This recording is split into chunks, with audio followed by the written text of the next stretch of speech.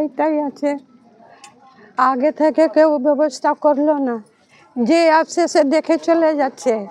কেউ মানে বলছে না, খালি বলছে এই বেঁধে দিব, এই বেঁধে দিব, এই করে দিব।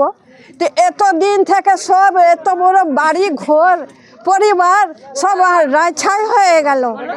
হ্যাঁ, আমরা কোথায় থাকবো বলেন তো বাচ্চা কাচ্চা নিয়ে?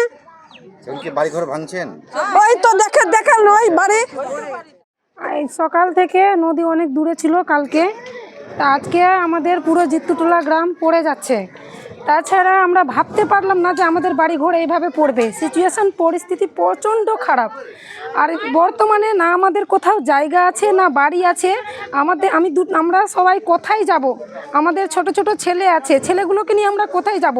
এখানে আমাদেরকে কোনো ব্যবস্থা কিছুই করে দিচ্ছে না, না থাকার কোনো বাড়ি না জায়গা, কোনো কিছুই ব্যবস্থা আমাদেরকে করে দিচ্ছে না সরকার। আমরা কি করব এখন বর্তমানে সেটা আমরা জানতে চাই। আমাদের কোনো ব্যবস্থা করে দিন। আমাদের জায়গা বাড়ি সব পড়ে গেল, আমাদের জায়গা বাড়ির ব্যবস্থা করে দিন, তাকে আমরা দুটো বাচ্চা নিয়ে কোথাও থাকতে পারি, ছেলেগুলোকে নিয়ে ভালো করে থাকতে পারি। আমরা বাড়ি থেকে সামানও বের করতে পারিনি, আমাদের বাড়িঘর সব নদীতে পড়ে গেল। এখন আমাদের কাছে কিছুই নাই, আমরা কি করে কোথায় থাকবো বলেন?